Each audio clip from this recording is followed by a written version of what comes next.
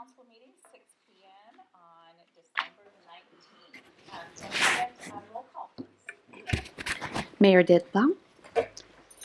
Here. Vice Mayor Harris. Here. Councilmember Buckland. Here. Councilmember Cardoza. Here. Councilmember Cleveland. Here. Thank you. We are going to start with the invocation tonight. That's going to be led by Councilmember Buckland, and then follow with the Pledge of Allegiance with Councilmember Harris, please.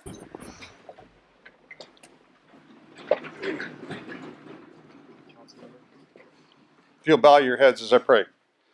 Almighty Father, first let me say thank you on behalf of those that are gathered here tonight. We're truly blessed with your presence. We ask for your guidance in our community, so what we do will be of a benefit to all that live in this area. During this holiday season, we pray for peace and goodwill throughout our nation. Regardless of our religious belief, we celebrate you in each event as we lead up to Christmas. It is in your most blessed name we pray. Amen. I pledge allegiance to the flag of the United States of America and to the republic for which it stands, one nation under God, indivisible, with liberty and justice for all.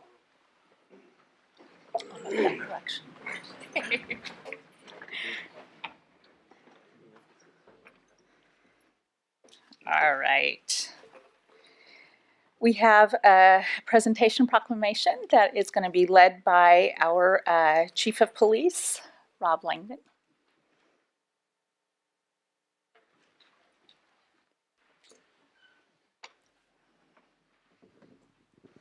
Sergeant Morzinski, could I have you step up here, please? And then also if Fawn and all the kids, Jake, Nate, and Abella come up also. So Commander Tappy is going to read the award, and then we're going to present it to him after him. We just wanted to make sure that the whole family's here because, like the whole family of the Yuba City Police Department is here, ugly sweaters and all. So. Just to identify members of Sergeant Morzinski's family, Fawn, his wife, Jake, his son, his other son, Nate, and Abella, his daughter. Also here are Fred and Judy Morzinski, Sergeant Morzinski's parents, his sister, Kim, and her husband, Chris Burdick. So we're pleased to have you here. This is a life-saving award.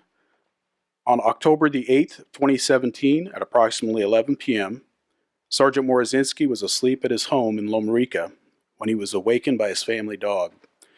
Sergeant Morzinski detected the smell of smoke and discovered a large, rapidly growing wildfire encroaching upon his home. He quickly woke his wife and children and assisted them in evacuating the area. With a full understanding of the risk to his life, Sergeant Morzinski chose to remain behind so he could alert his neighbors who were unaware of the fire. Sergeant Morzinski was aware his neighbors, Officer David Santana and his family, were out of town. He was also aware they had a house guest, Winston Nunez, staying in their home. He ran to the home and pounded on the front door. When there was no response, he called Officer Santana to confirm Winston would be there and what room he would be sleeping in.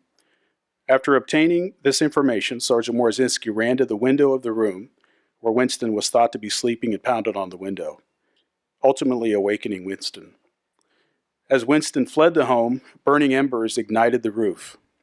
Winston later said he likely would have died in the home had it not been for Sergeant Morzinski awakening him.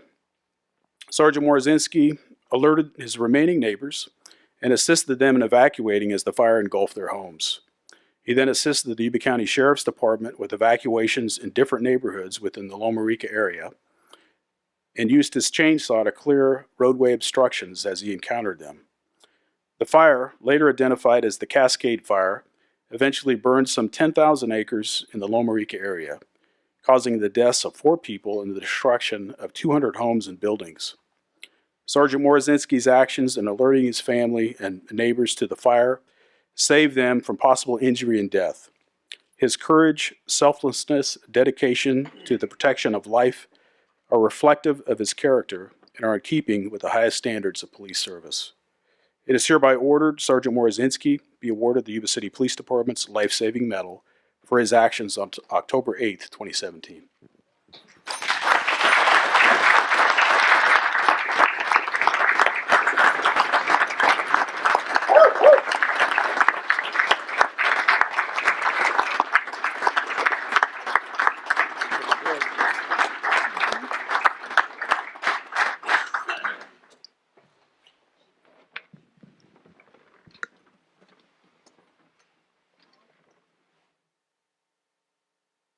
Mayor, council members, I appreciate you allowing us this time today to recognize Sergeant Morozinski.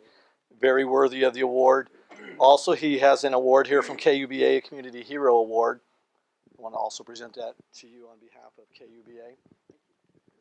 And I would like you to tell the story about Jake and what he salvaged.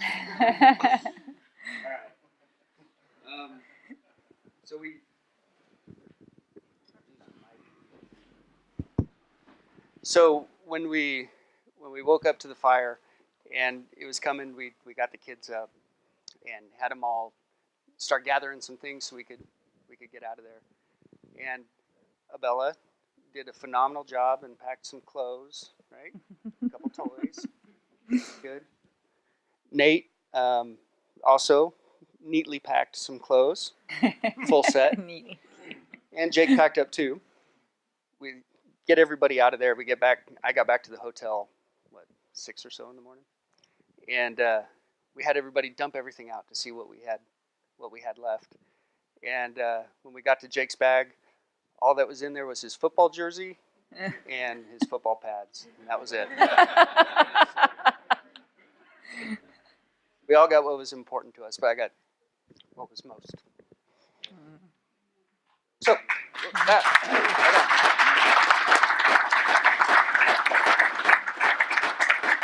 regarding this thing, it's an honor. I appreciate it. Thank you very much. But it is absolutely no different than what everyone in this back row does every day, and also what a bunch of neighbors were doing up there that night too, that don't have a car with fancy lights on it. So we got a good community. We got a great community. This to me, I'm sorry, I get all choky. It's still special, and not because what it represents anything that I did, but the way the city, this department, took care of my family afterwards. It'll always represent that for me. So you guys are the lifesavers. So appreciate it.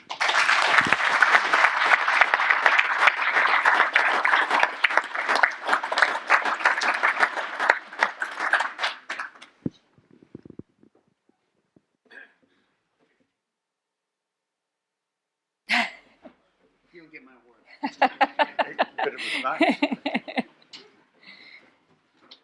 Great. Thank you so very much. Everybody's going to escape now.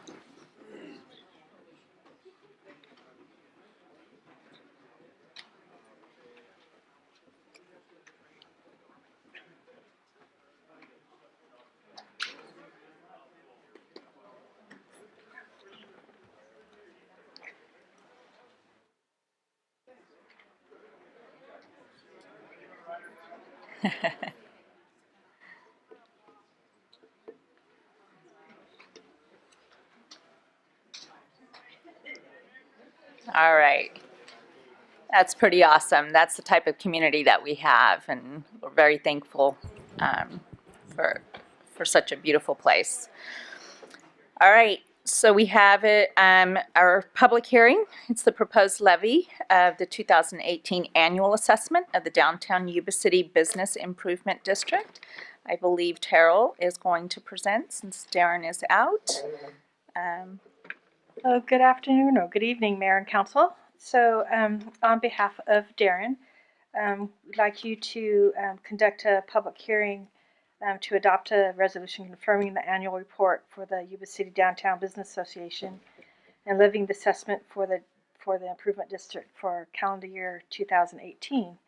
So at your last regular meeting on November 21st, the DBA came and presented the annual report, and everybody know the different things that they'd been working on and their achievements and projects for the year. So during this period, the notice was published and the members were notified in early December, and the notice was published on the Appeal Democrat on December 9th.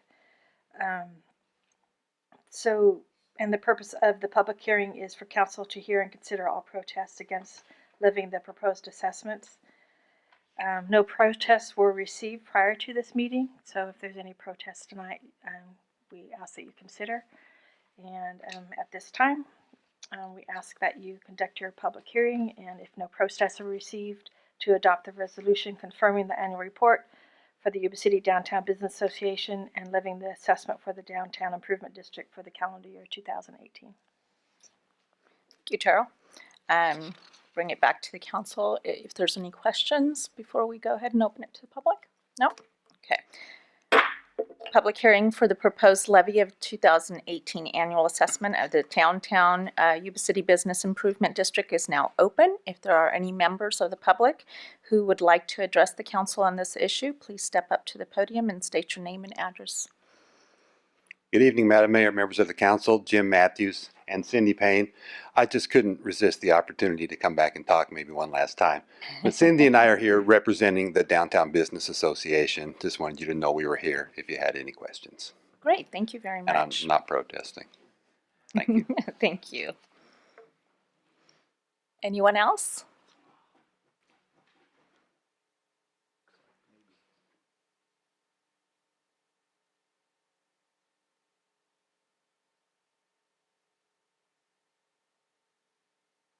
I'm protesting the levies. It's because of the Can you state your name and address? Kevin Walters, 448 Emerson Avenue, Yuba City, California. My life, I've been around here my whole life, and my family goes back 200 years over here in Sutter. I got family buried in the witch's graveyard on my dad's side, and then my mom's side, she's half Native American and half French. But anyway, to the levees, all the gates that were put up on the levees between those years, you know, it stops us from going fishing and stuff. How did those all come about? We used to be able to go up and down the levees. We used to be able to drive on the levees. How'd that happen? You know what? That's not part of the public hearing right now. What is the levy thing? It's fee? Oh. Well, I signed up for 5 minutes to talk, so when was It'll that? be a later part. At the end? Meeting. Or at the beginning? It's a later part of the... Oh, okay. Yeah. All right. So when is that? We have your written request for a later part of the meeting tonight. Okay. Sir, there's a copy of the agenda in the lobby. I grabbed one off there. You can follow along. All right. That Thank would help you out. Yep. I don't know when all those levee gates got up there. We used to be able to go from here to Sacramento. Okay. Anybody else like to speak on this agenda item? Public hearing? Nope. Okay. The hearing, if there's no longer any more comments on this issue, the public hearing is now closed and bring it back to the council. Any questions for staff? Move for approval of proposed levy of the 2018 annual assessment for the Downtown Yuba City Business Improvement District. Second. Okay. We have a motion and a second. All in favor? Aye. Any opposition? Okay. Motion approved. Have a good evening. All right, we have a bid opening, agenda number 3. We have 3 Chevy police pursuit vehicles, and I believe Spencer. Spencer, I hear you've lost your voice. Is this thing on?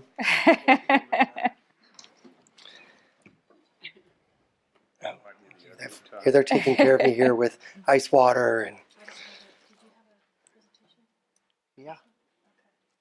Oh, I'll talk to you for a moment while Terrell finds my presentation. So, as you know, vehicles are reviewed for replacement each year by the department staff and the fleet maintenance staff. This year, 3 police pursuit vehicles are slated to be replaced. Based on the department's evaluation of police pursuit vehicles, they are proposing to move away from the Fords and to move toward Chevrolets, which would be the Ford would be the Explorer format that they have now, the smaller SUV, midsize SUV, and the Chevrolet would be the Tahoe format, a full size. Oop, that wasn't good. There we go. So in their evaluation, the police department is noting these advantages of choosing the Chevrolet over the Fords. The full-size SUV has increased interior room for officer, equipment, and prisoner transport. The ground clearance is more for the Chevrolet over the Ford, allowing better clearance of curb lines and parking bumpers, and hopefully allowing greater access in a pursuit and less damage. It's a full frame design versus a unibody design. Should the vehicle ever be involved in a collision, repairs are more often limited to the damaged area rather than components adjacent to the damaged area inclusive, which would lower the cost of repairs potentially. There's a second battery that's standard on the Chevrolet, along with wiring harnesses for emergency equipment installation. In this trailer, there's a trailer hitch, rear passenger ventilation, which are all added aftermarket costs on the Ford vehicle. So we still are putting those things on the Fords, but it's an additional cost, and they'll be standard on this Chevrolet. Another item that was brought up is that the resale value of the Chevrolet is higher and is in higher demand as a used vehicle. During staff's research, the Nevada County Sheriff's Department recently sold their Chevrolet Pursuit vehicles with over 120,000 miles for $7,000 each. And our fleet staff is estimating that when we are ready to sell our Ford Interceptors, it'll be about the revenue will be about $2,500 to $3,000 each vehicle. There has been a loaner Chevrolet from Folsom Chevrolet with the police department. It was they had it for 10 days, and it was tested thoroughly. And some of the things they noted were increased braking capabilities and some other performance capabilities, and it received high praise all around from the officers that tested it. Other agencies are going this way as well. California Highway Patrol, Rockland, Roseville, Grass Valley, and Sutter, Yuba, and Placer County Sheriffs just in this area. And they're citing reasons being a high cost of maintaining the Ford, higher resale, the lack of space in the Ford, and better braking and longer lasting brakes as reasons that they'd want the Chevrolet, in addition to safety features and standard options, along with just officer preference. These are the other agencies talking about making the same change. Based on the department's request and analysis, a formal bid was developed, advertised, and issued to 12 vendors. One response from Courtesy Chevrolet in San Diego, California was received in the amount of $119,334.36. Courtesy's bid price, however, is not competitive. The department's department and fleet maintenance both had originally contacted Folsom Chevrolet about piggybacking on a Ventura County contract instead of a formal bid, which is allowed by policy if it is in the best interest of the city to do so. During this discussion, a local dealer expressed interest from staff, and so staff, with the local interest, staff decided that it would be best to put out a formal bid after all, and it contacted both the local dealer and Folsom Chevrolet about bidding. When the bid actually came through, neither Folsom Chevrolet nor the local dealer submitted a bid. And so that's why we only had one bid that's why we had the bid from Courtesy and no others that we know of. So the piggyback became an option again as the best price. If staff's recommendation is approved, awarded by the council, it will have a cost of $112,504.50 for all 3 vehicles. It'll be charged to the Vehicle Replacement Fund with monies that were already allocated in the budget. Staff's recommendation is to award the purchase of 3 Chevrolet Police Pursuit vehicles from Folsom Chevrolet of Folsom, California, in the amount of $112,504.50 by finding it is in the best interest of the city to do so. Do you have any questions? Thank you, Spencer. Council have any questions for Spencer at this time? Through the mayor.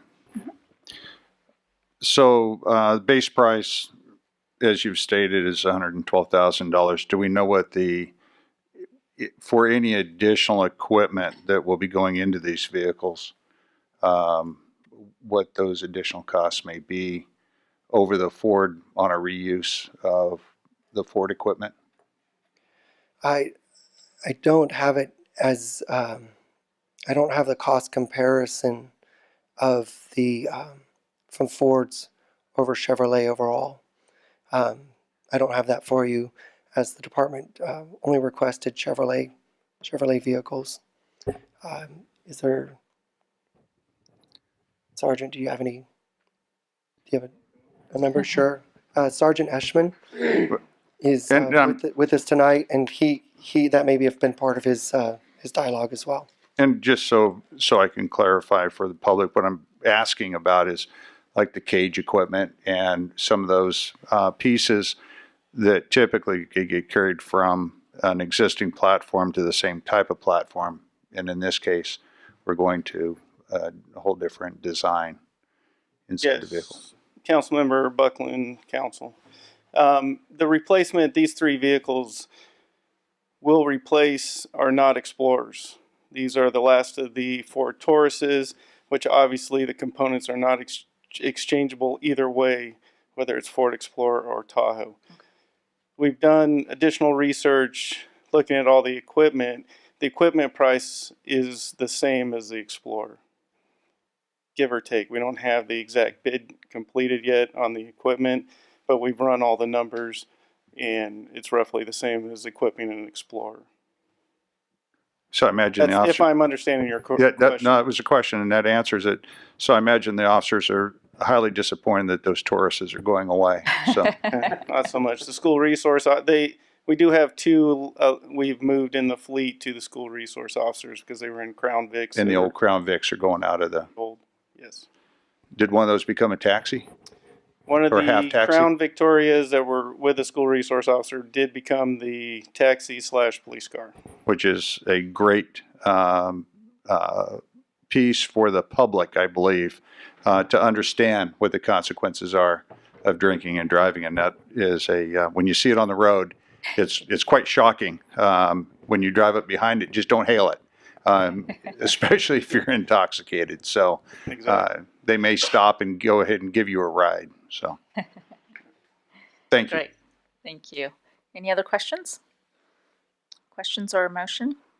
I'd move the item to reject the bid from Courtesy Chevrolet of San Diego and award the purchase of 3 Chevy Police Pursuit vehicles to Folsom Chevrolet out of Folsom, California for $112,504.50, and the finding is the best interest of the city to do so.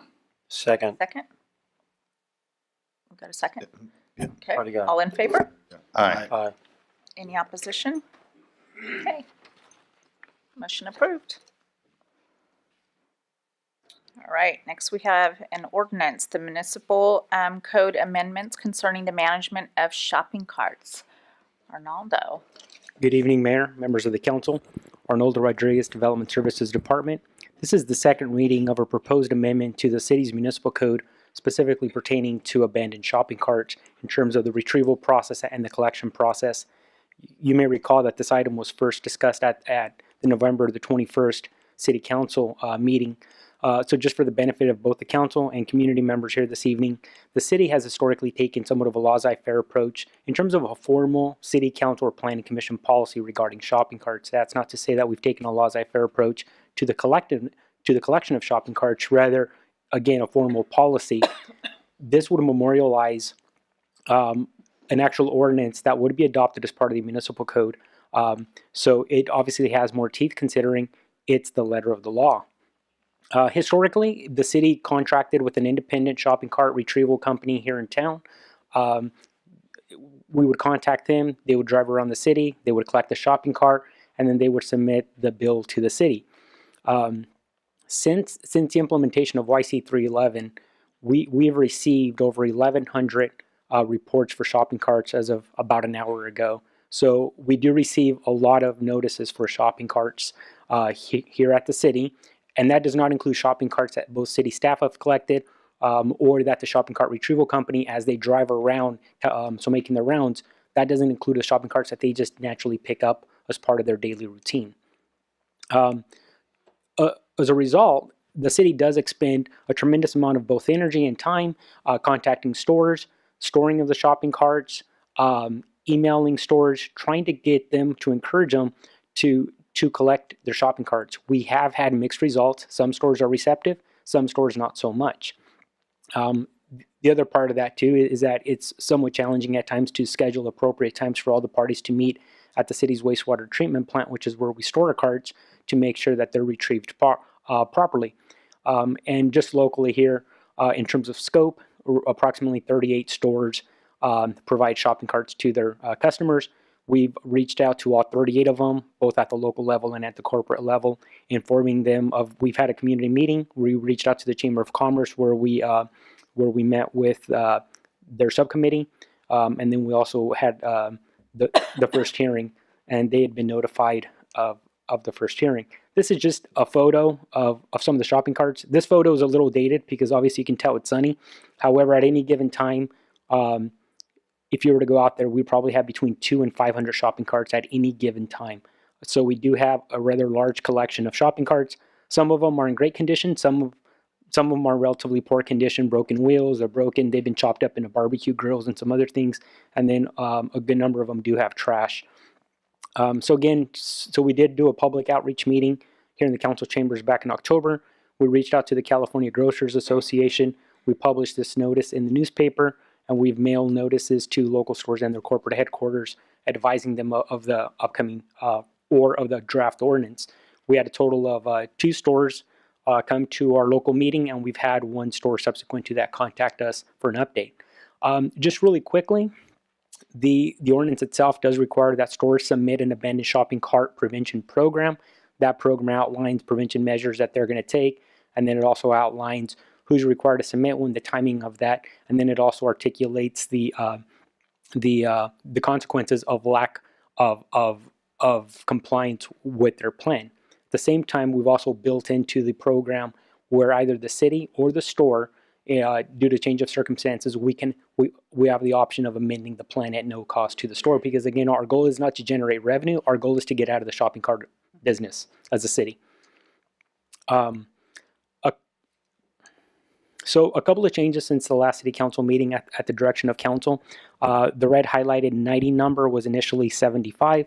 At the last meeting, there was some discussion about stores that provided 90 or less shopping carts to their customers. Can they collect their own shopping carts? And again, that number was initially 75. After some discussion, we increased it to 90. In terms of what's the difference between 90 and fewer carts or 90 or more carts, in terms of the actual collection process, timing, it's the same. The nuance there is that stores that provide 90 or less carts have the opportunity to retrieve their own shopping carts. If you have 90 or more carts or 91 or more carts, the goal is that they would have to enter into a contract with a third-party shopping retrieval company, and then that would ensure that we have a point of contact, so whenever we contact them, that those carts are retrieved within 24 hours. Failure to comply was another discussion point at the last city council meeting. It would be a $50 civil penalty per day. However, we also added the underlying language there, which reads in excess of 3 non-compliance occurrences during a rolling 6-month period. And again, the goal being that we're not trying to punish anyone, rather the goal is to encourage people to simply retrieve their new shopping carts. If you're a brand new store here locally, we do have some mandatory measures which automatically require that if you have 10 or more shopping carts, that you have the locking mechanisms.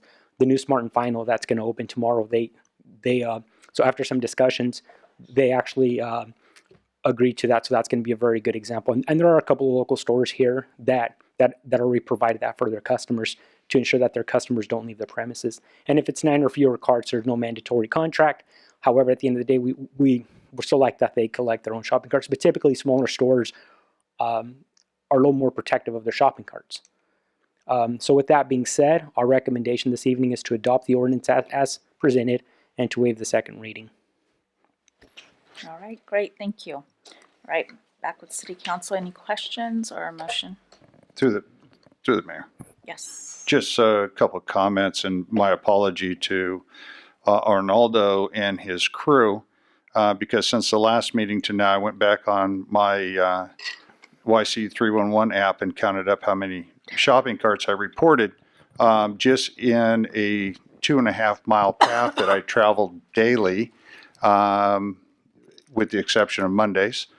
I have 30 reported carts. Now here comes kind of the rub to this.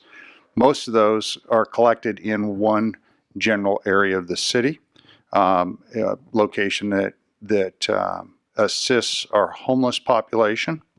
And at any given day, there are 2 to 3 carts being dropped off at that location and being left to roll in winds, high winds, into the roadway to obstruct vehicles passing by, or to strike those carts, causing damage, or to park vehicles that are in the adjacent parking spaces out on the street. At some point, we are going to need to work with groups that draw these carts to them, and certainly look at what we can do to persuade them to become an active member in getting these carts returned, because they are undoubtedly one of the big problems. Any other comments? Motion? I'll move to approve. Staff recommendation. Okay, do we have a second? Did you hear that? You got that? Okay, all in favor? Aye. Any opposition? Okay, motion approved. Right, next we have our public communication. You are welcome and encouraged to participate in this meeting.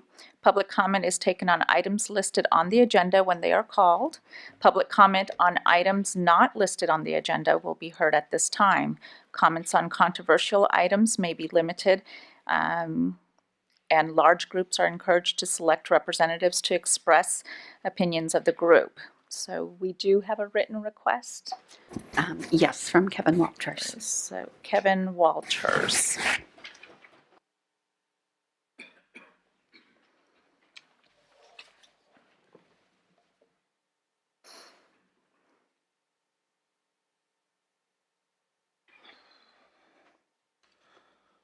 So Kevin, now you have 5 minutes. All right. Not too much time for a lot of stuff. Okay, yeah, so back to the nuclear waste. Yeah, I kind of researched my stuff that I was talking about last time. There's 30 states with unsafe nuclear levels. It's reaching the water supplies in rivers, in groundwater, and somewhere else. I can't remember. But anyway, yeah, and it's causing a cancer epidemic.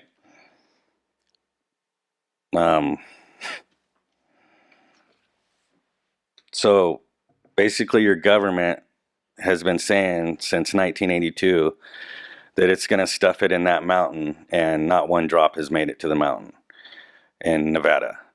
And we should just get on it right now. And that's why I'm here, is because the floods, the rainwater, you know, and it's hasn't started raining yet like it did last year. And that's why I'm here. I know how to operate a diesel. I built a lot in this city too. Done a lot in this city. So I know how to operate a diesel. I know how to operate a pump truck. I know how to clean up this nuclear waste and get it to the mountain. And there's a lot of stuff. There's a lot of solutions. But No, this isn't good. This is bad. You guys are seeing me here. It's bad, real bad. If I have to come here and I have to say something, I have to say, hey, we got to clean up this stuff. Then this is the end. This is in game. We're all in jeopardy. You know, I doubt if I'll even be able to save myself being up here. You know, that's what I mean. It's not. This is scary. Yeah, 2 million new cancers are going to be out. I don't know if that means new cancer or a new kind of cancer. 2 million people, 2 million Americans, you're going to be infected. And, you know, hospitals ain't saving people. They're killing people. You know, wrongful deaths, medical errors is the highest number of deaths in America. So, you know, everything has failed. The government's failed. They didn't clean up this waste. This waste is making it to our water. And then the solutions is poison. The solutions in the hospital is poison. Chemotherapy is poison. CBD's has just been legal in all 50 states. That's from marijuana. It cures breast cancer and 33 other cancers. And it's Schedule 1 drug, marijuana. And it's not, you know, and it's a byproduct. It's they have to make it with it's a real quick process, but anyway, I'm just freaking out. I can't sleep. I can't eat. All I can think about is this nuclear waste and our water supplies. You know, it's hit Michigan. You guys heard about Michigan. It's hit Tampa, Florida. It's reached their groundwater. It's hit the river up in Washington. This is real. It's not a joke. It's not something to smile, smirk about, laugh about. This is serious. This stuff has to be cleaned up now, today. We got to get the trucks there, swooping it up and putting it in this mountain. They're figuring out they can burn it now. They can make batteries out of it, all kinds of stuff. It has to be dealt with now, today, not tomorrow. They've been saying it since 1982. They're going to do it. They're not. It's reaching the water supplies. We're all going to die. We're all going to die from this. It's scary. I'm scared to death. Hey, but, you know, there's things. I guess there might be making some kind of bacteria that can eat it up, and we have a light that you can put in a water pipe that kills bacteria and kills E. coli. You know, there's just it. When it gets to this point, it's there's not any solutions for it. You know, you can build filtration half dams so boats that can still go by that can filter out lead and mercury, but nuclear waste, there's no cleanup for it. All right. Once it reaches your environment, this is it. This is end game. Okay. Thank you, Kevin. Got your 5 minutes. Thank you very much for your comments. Do we have any other written requests? No? Okay.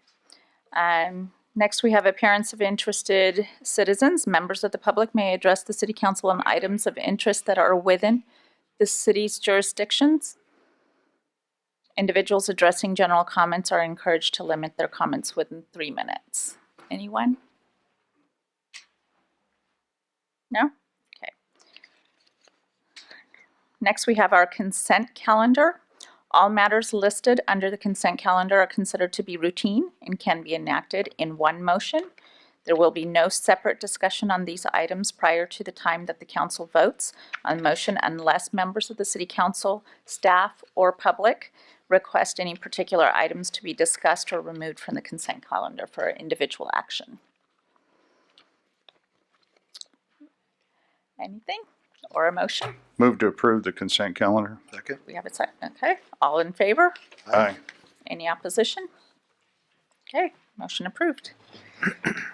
All right, agenda item number 14. Under our general items, we have the Transportation Development Act claim for fiscal year 2017-2018. And we have Spencer.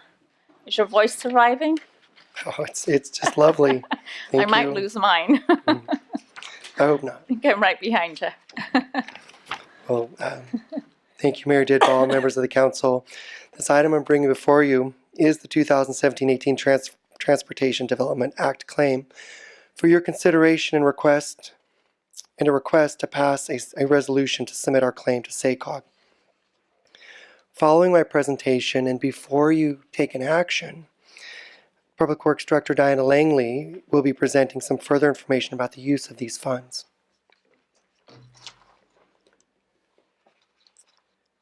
In 1971, TDA legislation was passed to provide funding to counties for transit and non-transit related purposes. This legislation improves existing public transportation services through a regional transportation plan. The TDA has two major funding sources, the Local Transportation Fund and the State Transportation Assistance Fund. The LTF is derived from a quarter-cent general sales tax. Some localities can use LTF for local streets and road projects if all transit needs are met. Sales tax currently in Sutter County is 7.5%. 1/4% is collected by the state and allocated back to local agencies based on population. Yuba City's portion this year is $2,452,209, a decrease of 23.7%. $1.4 million of that goes to YSTA for transit. $73,000 is designated for SACOG planning. This leaves $957,774 available for Yuba City streets and roads specifically. The figures on this chart represent the amounts allocated in previous years and may actually vary from amounts received. These are the old 5-year history of the YCTA shares of these funds and the city shares as well. So you can just see graphically how they've bumped along, and they've matched pretty well as far as the amount of growth.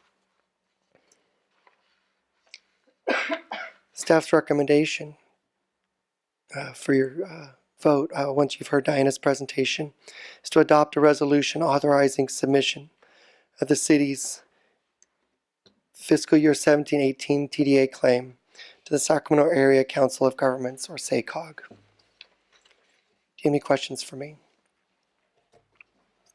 Madam Mayor, Yes. just a point of clarification for Mr. Morrison. I believe our local rate is 7.25%.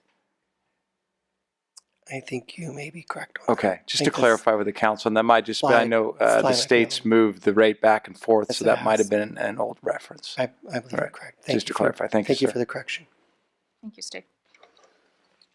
Any questions for Spencer before Diana comes up?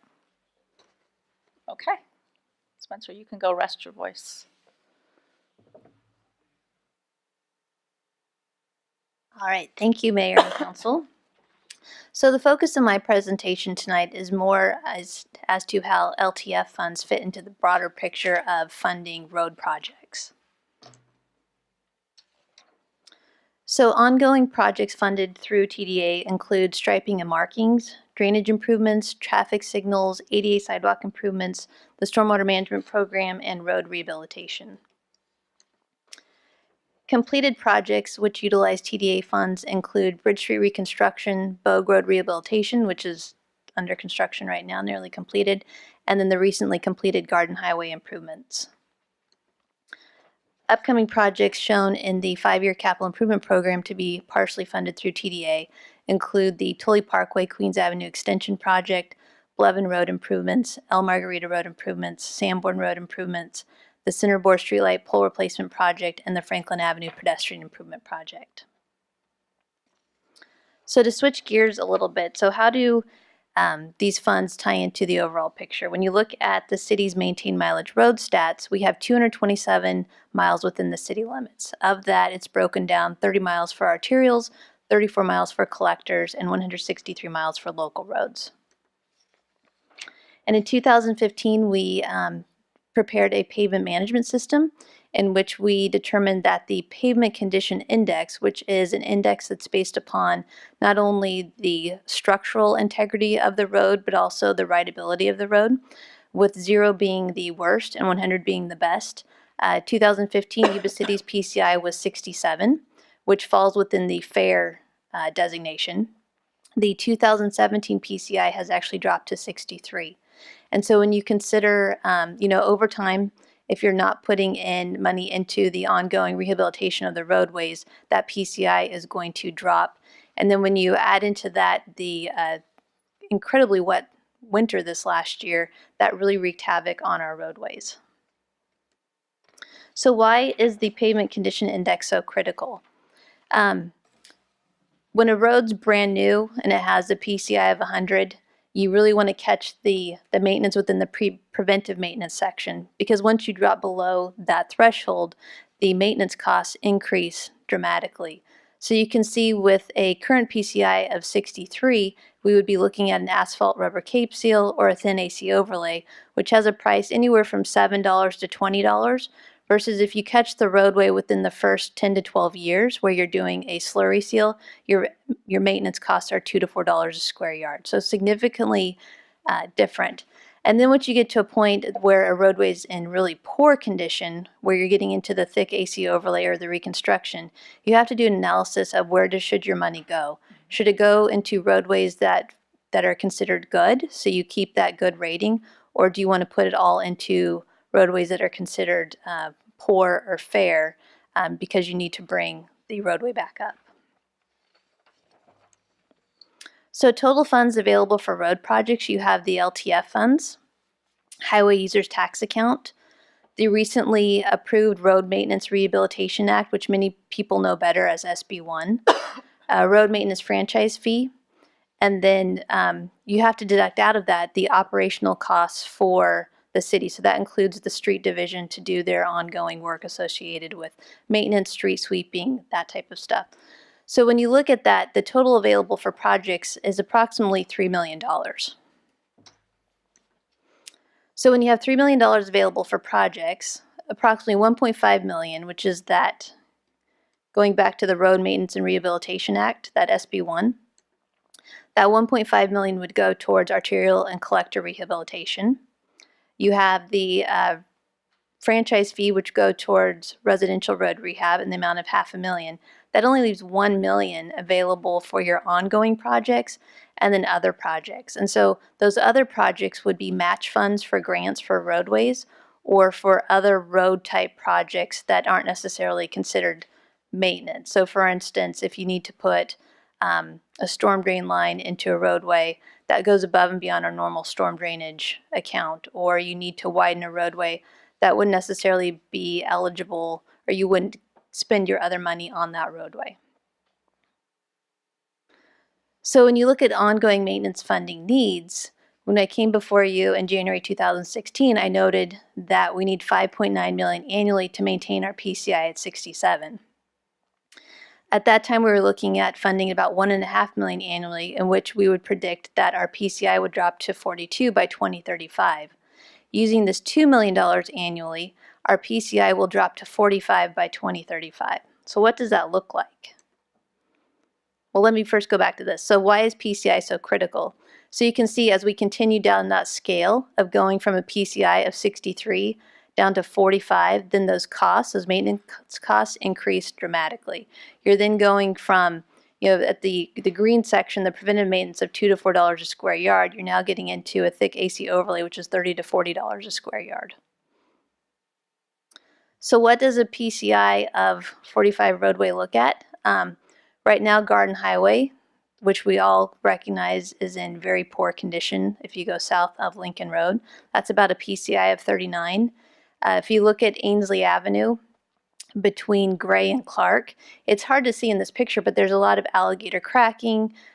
There's some large longitudinal cracking. There's some raveling. So over time, if we continue at $2 million annually, that's what we have to look forward to in terms of the conditions of our roadways by 2035. So to summarize, TDA LTF funds are vital to fund road projects. And I just want to note, so the Road Maintenance and Rehabilitation Act is very helpful in providing additional money to the city, but it's not the answer to our maintenance needs, overall. So we will still have a significant shortfall to fund ongoing road maintenance as we continue on. So with that, I would be happy to answer any questions. Okay, back to the council. Any questions for Diana? Through the mayor. So Diana, with the current technologies and some of the different materials, when we do new road construction, we look at a little longer lifespan for that roadway, and I would specifically point back to Garden Highway, because there's newer materials that can be used to stabilize the type of soil that lies underneath that roadway surface, also stabilizing it for the heavy truck traffic that it currently sees. Some of the same things that were just done to Bridge Street and Bogue Road. Correct. So there's a lot of materials you can use to stabilize the base layer and the subbase under the base rock, stabilize the base layer, and then also things that you can add to the pavement, such as the rubber material that will help long term. But it doesn't help with the oxidation of the asphalt over time. So the sun baking the asphalt, the oil's oxidizing out. And so that's really the intent of a slurry seal, to add the oil back into that roadway surface and renew the life of the roadway. If you can catch a road during that time frame, then you increase the pavement condition index of that road and extend the life even further. The issue is if you don't do that initial maintenance within the first 10 to 12 years, and you start to get into where it's a good rating or fair rating, then you start to have to do more. You're starting to get into the rubber cape seal, the thin AC overlay, and with that, you get additional costs because you're just addressing not only the actual roadway, but the ADA improvements as well in terms of the curb returns and ramps. So there are things you can do up front to make sure that you have a very, very stable section so it doesn't fail under the truck traffic, but you still have to treat the surface of the roadway on a routine basis to extend the life of the asphalt. So, this is gonna be not overly protracted, but I've got just a couple points that hopefully that the public can kind of understand. When we do a curb to curb rehabilitation, and I'm not talking about cape seal, I'm talking about replacement of the surface itself. That then requires that we do all of the current code ADA improvements. Is that correct? Actually, no, there's been, within the last few years, it's changed. So even if you go into the less intrusive maintenance, you still have to update the ADA curb returns. But it's not cape seal. Yes, with cape seal. Even with cape seal. Yes. Ben, that's correct, right? Yes. So how, and just again for the public's knowledge, how often in the last 20 years, how many different iterations of ADA ramps do we have curbside? Oh, within the last 20 years, if I were this would be strictly a guess. In terms of the city standard details, we've probably had 3. In terms of Caltrans standard details, there's more significant numbers of iterations because of having to just meet different requirements in terms of the scoring, the tactile domes, where they want the placement of the ramps. And so it has changed significantly over the years. So where there's just an active ramp that has just concrete scoring, if we go in and we replace surface, we're required to go to the more advanced. Correct. Okay. And what's just one curb cut on average? What, Approximately $4,000. $4,000 to upgrade the code or the type of ramp. So keeping that in mind, as individuals are thinking about how much does it cost to do this and what are we looking at, the next question I have for you, Diana, is how much of the effect on the PCI is from vehicle traffic, just daily vehicle traffic? From your normal daily vehicle traffic, it doesn't have a significant effect. It's where you have a lot of it is trench cuts that haven't been properly backfilled and paved. You have failure of the sub base or the base. And for Yuba City, where we've inherited a lot of county roadways, typically what you find is there's either no base rock underneath the asphalt or it's a very poor section. So we've inherited a lot of very poorly constructed roadways to begin with. And then also other roadways, the level and load of truck traffic was not anticipated when those were designed. And then finally, in some areas we tend to have unstable soils and that there's a lot of water intrusion and things like that. So water is the enemy of roadways as well. Once the water makes its way into the cracks of the roadway, it can undermine the base and sub-base of the road. So I guess one of the questions that I'm trying to head toward is as we use our roadways and as we're looking at design, carrying large amount of vehicle traffic on, let's say, a 4-lane roadway, would be more cost beneficial to have the 4-lane carrying more traffic than we would just on simply a 2-lane roadway. Am I correct? In terms of the volume of traffic, it's more beneficial to have that higher volume on the larger roadway where it was designed from the beginning to be subject to those loads.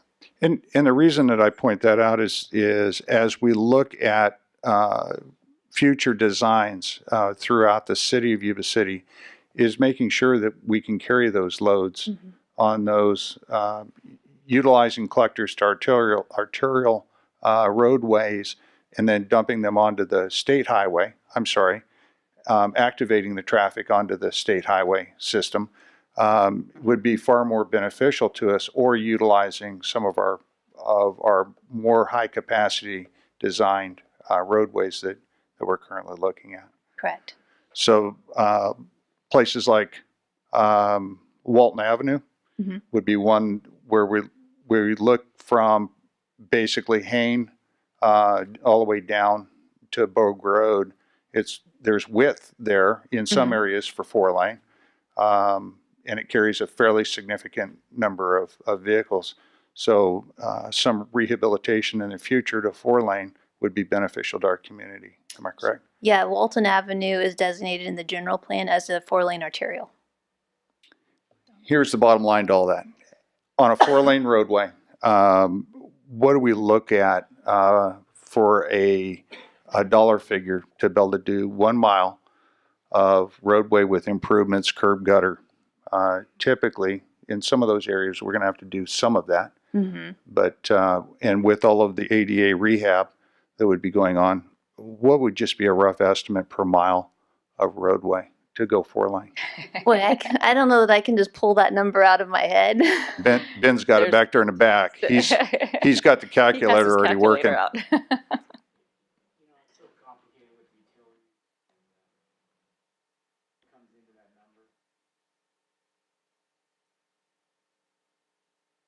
Just go with the road figure for right now. He's afraid you're going to hold him to it later. Nobody's going to hold you to it. $4 million. $4 million for a mile. If we go to your slide that shows how much money we have available, it'd be a clear indication that our community does not have the ability to build with the current funding those type of roadways or make those improvements. And I'm just trying to be perfectly clear that this community will need to start looking at measures that will raise funds outside of the current boundaries of the state, federal government, Caltrans, or the state to include Caltrans, and all of the other funding sources that we currently have to be able to really put together a roadway system or a street system here that will be effective and well maintained in our community up into 2035. And that's without any large projects. Yeah, I will make the distinction with Walton Avenue. That would be eligible for developer impact fees since you would be increasing capacity. But in terms of our road diff funds, we don't have a significant amount available there either. And we're just talking about building new Correct. roadways. We're not talking about the maintenance, ongoing maintenance and other things. Correct. So I think that, and the reason that this may be a little protracted out is we have a great relationship regionally with SACOG, and I think we utilize them appropriately.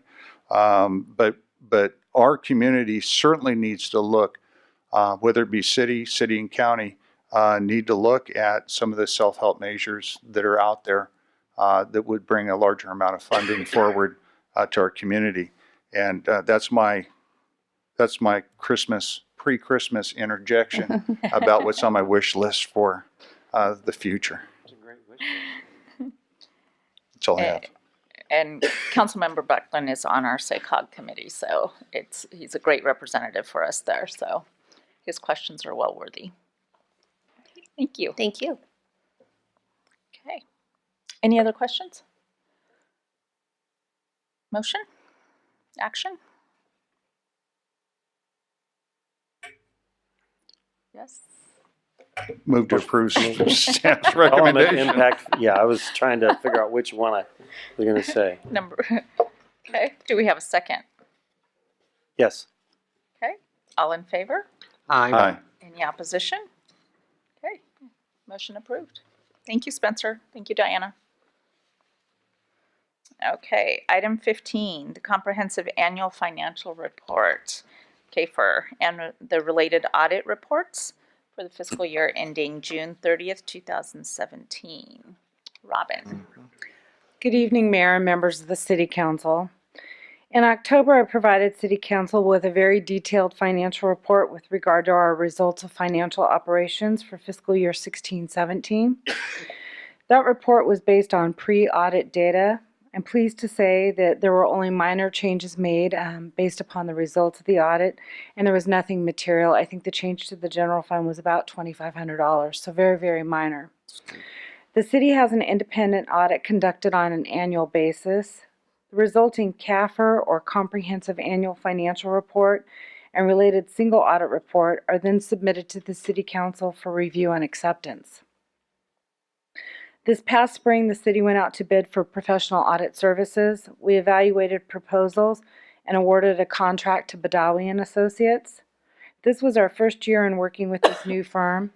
They provided us with a new set of eyes, so to speak, as it relates to the city's financial activities and internal controls.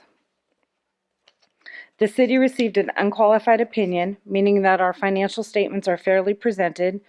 As it relates to the single audit report, there were 3 areas identified where improvement was recommended.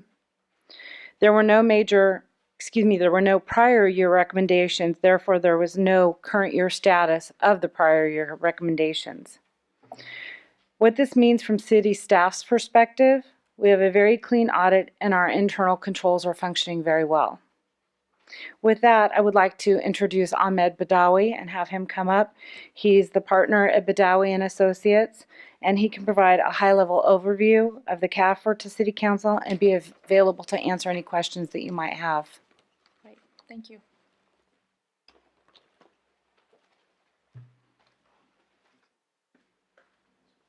They have copies already. They were distributed and available on our website and available to the public as well. Excellent. Thank you.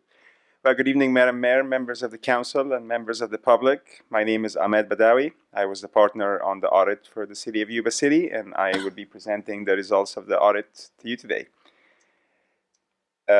what we've covered today, I'll let you know who the engagement team was, what were our deliverables and the scope of our audit, areas that we emphasized on during our audit process, the type of opinion that we issued, and summarize for you some of the numbers in the financial statements, provide you some of the required communications that we have to communicate to you as your independent auditors, give you a very brief overview of the new accounting standards that are coming your way, and then see if you have any questions for me. Of course, you can interrupt me anytime if you have questions. Engagement team, I was the engagement partner. We always have a quality control reviewer. This individual is not really involved with the city. They are in the background. Their main role is to review my work and the audit team work and making sure that we adhere to professional standards. We also have an IT specialist that we use in order to evaluate the city's computer system and the controls embedded in those systems. We had Mitesh Desai as our audit manager, and we had two professional staff, Lisa and Isabel. In terms of the deliverables and the scope of our audit, we were mainly engaged to report on the city's basic financial statements. That's basically the CAFR. Because the city is subject to government auditing standards, we are also required to provide an opinion on our consideration of internal control over financial reporting and on compliance and other matters. The city is also a recipient of federal funds, which requires what we call the single audit, which is an audit of compliance with the federal award programs. So we have provided an opinion on that as well. We also provide or perform an agreed upon procedures on your GAN limit or your appropriation limit. And then finally, communication with the governing body, which is what I'm doing today. And normally we also provide a letter summarizing those communications. So areas we emphasized on during our audit, there were three main areas that we give them special attention. However, we audited every account in your financial statements, whether it's a balance sheet account or revenue or expenditure. But those specific areas, we have decided to spend more time there. Revenues and receivables and improper revenue recognitions. I do not want to imply that we found any improper revenue recognition, but this is an area by default is an area of higher risk. And therefore, we basically perform additional procedures to get comfortable with these numbers. So some of these procedures would be confirmations with the county, for example, about property taxes and all tax revenues submitted to the city. Communications with the State Board of Equalizations about sales tax, sometimes with granting agencies and a variety of others. Also confirming amount with the county again, and doing analytical procedures comparing prior years to current year, comparing consumption and a variety of other things. Pension is another area that have a lot of complexity, and the dollar amount is significant. So we spend a lot of time focusing on pension. We obviously review the information provided by the city to record the current year activities for the pension plans. We also communicate with CalPERS auditors. We obtain from them confirmations on how much assets the city have with CalPERS and what kind of control CalPERS have over the census data maintained on behalf of the city. And we do testing of all the reports that the city submit to CalPERS on a bi-weekly basis and make sure that this information is accurate, because that's really the underlying data to calculate the pension liability. Finally, management overriding controls. That's in any audit, this is an area of higher risk. Management are the one who design these controls. They put them in place and they monitor them to ensure that they're being followed. And they can choose to not follow them at any time. So we try to mitigate that risk by first incorporating an element of unpredictability in our audit procedures, testing journal entries and making sure that they're properly supported, reviewing management estimates, making sure that there are no bias in these estimates, making sure that we are assigning professional staff with enough experience to more complex areas, and a variety of other things that we do in order to try to mitigate that risk or at least get it to an acceptable level. So those were the areas of focus. In terms of the auditor's report, like Robin mentioned, we have issued an unmodified opinion. That's basically, in very simple terms, it's a clean opinion. And the audit opinions state that the audit was conducted in accordance with generally accepted auditing standards and with government auditing standards. What an unmodified opinion means, it means that we believe the financial statements are fairly stated in all material respects, that all estimates are reasonable, all disclosures are properly reflected in the financial statements, and that accounting policies have been consistently applied. Wanted to summarize for you some of the numbers in your financial statements. We always like to provide you the last 3 years, even though we only audited the last year, but we relied on the prior audits to basically provide that information. So this slide is the composition of the city's assets over the last 3 years. We audit a lot of cities in California, and Yuba City is no different in terms of what kind of assets you have on your balance sheet. The two largest assets are usually the cash and investments and capital assets. Cash and investments to ensure continuity of operations, and of course capital assets represent all the infrastructure and streets and roads and the things that the city built. Over the last 3 years, I would say that there were really no major fluctuation or changes, just the normal operation things that we would normally see. On this slide is the composition of your liabilities over the last 3 years. And again, I think you will see here that the biggest jump this year was pension. It went from 53 million to 66.6 million. This is really across the board. CalPERS have not met their anticipated rate of return, and that normally will reflect on your pension liability. And we'll talk more about pension in the next few slides, but that was really the biggest change. Otherwise, things were fairly consistent over the last 3 years. Composition of your equity. Your equity is your assets minus your liabilities, and normally we break down the equity into multiple categories. The first one is the net investment in capital assets, and that's usually the largest one, but unfortunately it's the only one that is not in a spendable form, because this is the money that you invested over the years in your assets and infrastructure, and they're not really something that you can sell and liquidate. Then you have all these restricted categories, and those funds have legal restrictions on them, outside legal restrictions. So either by a granting agency or a bond indenture or money coming from the state, such as gas tax or some of those funds that basically have legal restriction as to the purpose. And then finally, the last column, the unrestricted amount, those are the amount that under the council control. Those are the amounts that have no legal restriction. However, that doesn't mean maybe council have already earmarked those for other purposes, but basically this is the amount that you can change your mind and say we can spend it on something else if we want to. This coming slide show you basically the change in net position. It's your revenues minus your expenses for the year.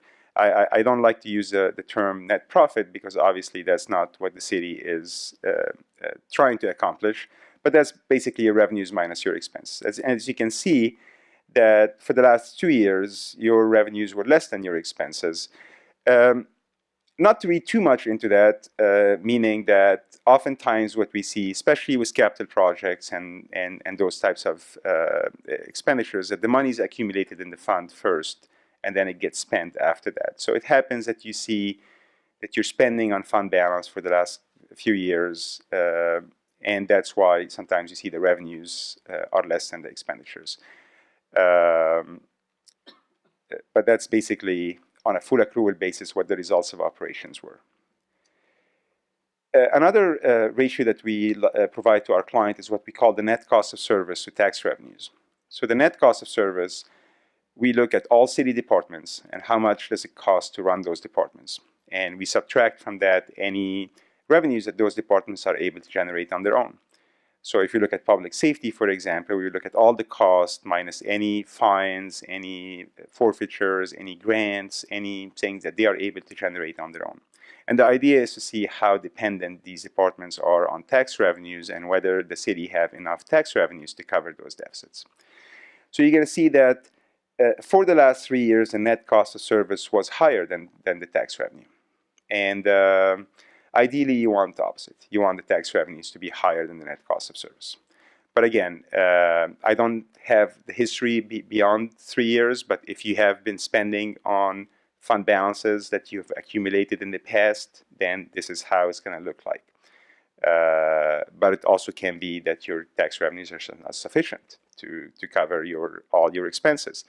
And at some point, you will need to either raise revenues or reduce expenses or something of that extent. If we were to focus just on the general fund, obviously the general fund is the measurement of the city's liquidity. This is where most of your unrestricted resources are accounted for. If we were to focus on the general fund, what we do is we look at your unrestricted fund balance and we compare that to your annual expenditures. And the idea is to see, in the very unlikely scenario that all your revenue sources stop coming in, how long can the city continue to pay bills? And we have determined, and I'm sorry, I'm just making sure it's 2.2 or 22. But basically, we have determined that you probably can continue to pay bills for about 2.2 months. The Government Finance Officers Association recommend a minimum amount of 2 to 4 months. So you're right at the minimum. So it's definitely something to keep an eye on. Of course, you want to grow that number. You want to make sure that you have those proper reserves. If we start focusing just on pension, you will see here that this was your pension expense over the last 3 years. And you can clearly see that in 2017, your pension expense went up significantly. This is not something that the city has caused. It is really just mainly driven by the investments of CalPERS and CalPERS performance. If we were to look at how much money you have in the plan, so this is your safety plan, you will see that as of the most recent actuarial valuation, the most recent information we have from CalPERS, the city had about $92.5 million in investments with CalPERS, had about $124 million in liability, and that left you with about $32 million in unfunded liability. If you look at the miscellaneous plan, the city have about close to $78 million in assets, about $112 million in liabilities, and that leaves you with about $34 million in unfunded liability.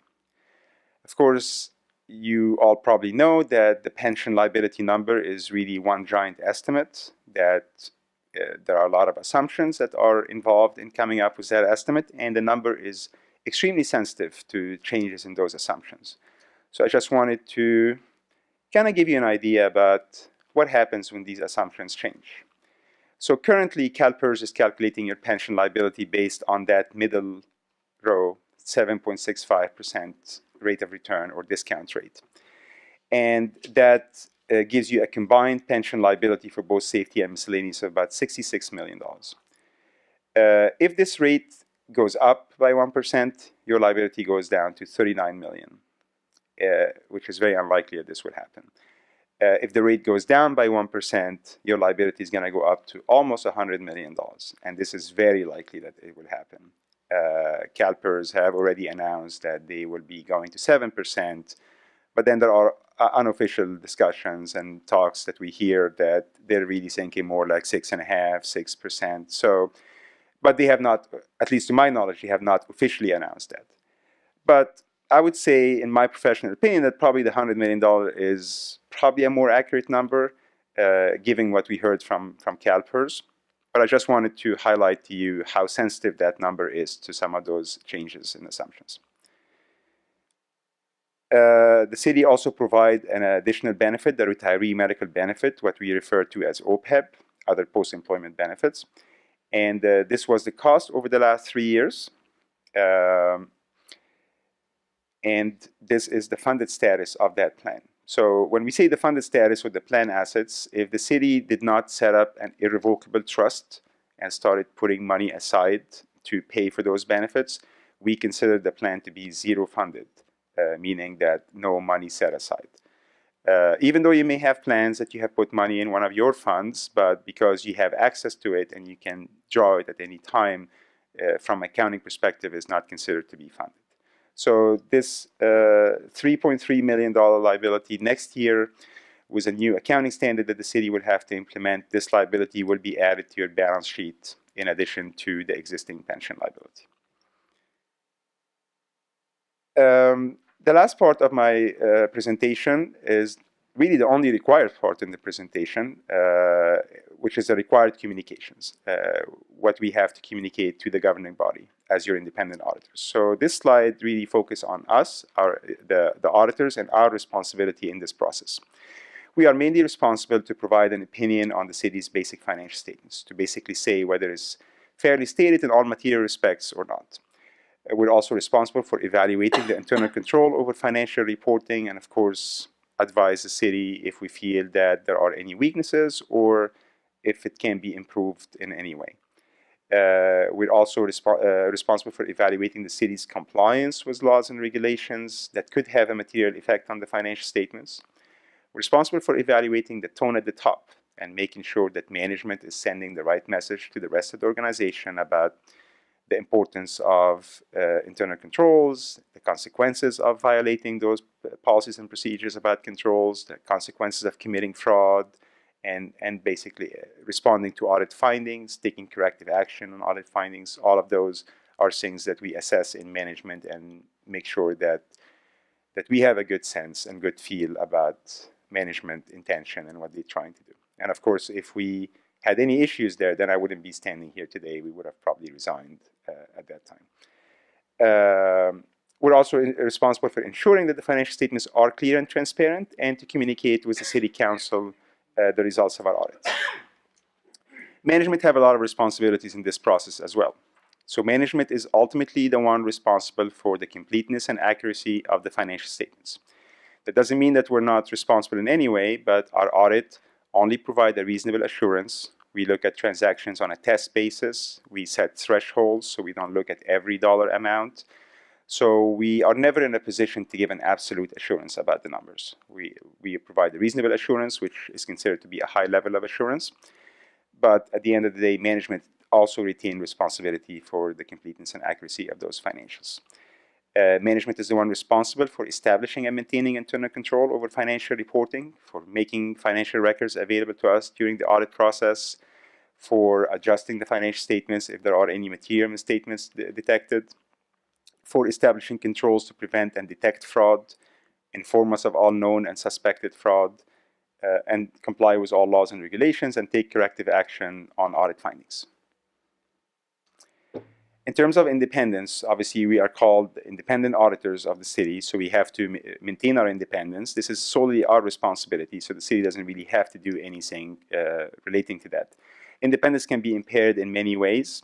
For example, if any of us have any direct or indirect relation with city employees or city government or city council, this could impair our independence either in substance or in appearance. So we circulate questionnaires to all of our firm employees. We ask them to identify any of those relations, and we remove these individuals completely if any of those relations have been identified. We have not identified any relations. Also, we evaluate any additional service that we perform for the city to make sure that it does not impact our independence as well. So, for example, preparing financial statements or anything like that, we will have to evaluate that service to make sure that it did not impact our independence. In terms of timing of the audit, we believe that the audit was performed in the time frame communicated to the city in our engagement letter. In terms of significant accounting policies, I'm not going to bother you with those, but those are the policies or the accounting standards that we considered this year and the city considered this year. Those are the ones that were due, and we have determined that the vast majority of them were not really applicable. In terms of estimates, I mentioned earlier that some of the numbers in the financial statements are estimated numbers, so just wanted to give you examples of what those numbers are. So you can see them at the bottom of the slide here. Sensitive disclosures, we just wanted to bring to your attention some of the note disclosures in the financials that we believe enhance the reader understanding of the numbers and give you valuable information. I'm pleased to say that we encountered no difficulties during our audit. We felt that city staff were very cooperative with us. They were very open to the audit, and we felt that the process went very smooth. I mean, I hope the city feels the same way, but that's how we felt. significant audit adjustments and unadjusted audit differences. So there were some adjusting and reclassifying entries as a result of the audit process, and management has posted all of those adjustments, and I don't believe that any of them were material or significant. In terms of potential effect on the financial statements of any significant risk or exposure. So we normally communicate with the legal counsel. We obtain an understanding of all outstanding litigations and what's covered by insurance, what's not covered by insurance, in addition to, of course, all the liabilities recorded. And the idea here is to see, is there anything else that we're not aware of? And nothing that came to our attention that indicate that there are other pending uncertainties that were not disclosed in the financial statements. We are pleased to say that we had no disagreement with management. I mean, I'm sure in the course of the audit, we have discussed many issues, and maybe we had different opinions at some point, but at the end of the day, we were able to reach agreements, and we don't have any disagreement to report to you. Deficiencies in internal control. So the first thing, the good news is that there are no material weaknesses. Material weaknesses are the most severe of the control deficiencies, and they normally indicate that the financial statements are more likely to be misstated. But we have identified some issues that we consider to be significant deficiencies. The first one is relating to grant billing, where we felt that the city is just not billing timely for grants. And of course, this can have an impact on city's cash flow if the city is having to wait an extended period of time to get reimbursed for its funds. Payroll costs, I believe that was, I honestly don't recall exactly. I believe it had to do with just using budgeted information for charging payroll to grants, but I can be mistaken. I can speak to that. Yeah. We used an estimated amount developed by a department and charged it through to a grant rather than actual hours supported by timesheets. Yes. So from now on, we will make sure we only use actual hours supported by timesheets. And we didn't feel that the amount in question was significant, and that's why it's basically not impacting our audit opinion. And then pass-through entity responsibility. The city is a pass-through entity, which means that they are the recipient of grants and then they pass it through to other subrecipients. And with that, there are some responsibilities that comes with that, and some of them are basically providing enough information to the subrecipient about what is this grant, what is the grant number, who is it coming from, what kind of compliance requirement you have to comply with. So we just wanted the city to beef up some of these contracts and making sure that all the language and all the information is provided there to the subrecipient to ensure that they will be able to comply as well. These were all of the observations we have. We have obtained what we call a management representation letter from city management on December 6th. This is a letter that city management telling us that they have disclosed to us all known facts, that they have recorded all transactions, that they have disclosed to us all known and suspected fraud and a variety of other things. We're not aware that the city has engaged another accounting firm to consult on any audit-related matters. That normally happens when there's a disagreement and the city is seeking a second opinion or something of that nature. Other than our engagement letter and the representation letter, we had no other communications with management. There were no material uncertainties relating to events and conditions, and we have not become aware of any fraud or illegal acts that were not disclosed to us. This is a listing of all the new accounting standards that are coming the city's way. So I'm sure finance, as we get closer, they're going to be looking at them, and I'm sure it's going to keep them busy for a while. Not that they need to be, they already have a lot of stuff. But I want to say thank you very much for providing us the opportunity. It's been a pleasure working with the city. This is our first year, and we're very glad that we submitted a proposal, and glad even that we got selected. So I want to thank you again, and I'm happy to answer any questions that you have. Thank you. Does council have any questions for Robin or our consultant? Nope. Okay. Thank you very much. Thank you. And so do we have an action? To just note acceptance of the audit, and then we'll go ahead and submit it to our awards programs Okay. that we do every year. Thank you. Through the chair, my only comment is that's the most thorough explanation that I've sat through that actually was very easy to follow. I've heard many others, and that was the best. That was a So good I presentation. think it was great. Thank you. Thank you. And through the mayor, I'd concur with that statement. That was very thorough. How many pages were in the PowerPoint? But I think that any member of the public, any member of our team here at Yuba City should engage and spend about 20 minutes to watch that part of the video, and they'll understand a little bit more of the significance of what the audit provides in detail to everyone. So, Any other comments? No? Okay. All right. Thank you. Thank you, Robin. All right. Next, we have our investment report. It's the quarter ended September 30th, 2017. Spencer, you got a little bit more voice left. Yes, Miss Mayor, we're definitely trying to make your first night at the gavel a memorable one with all the financial. Exactly. We do our best. So good evening, Mayor Didball, members of the council. Tonight I bring before you the Treasurer's Quarterly Investment Report for the quarter ending September 30, 2017.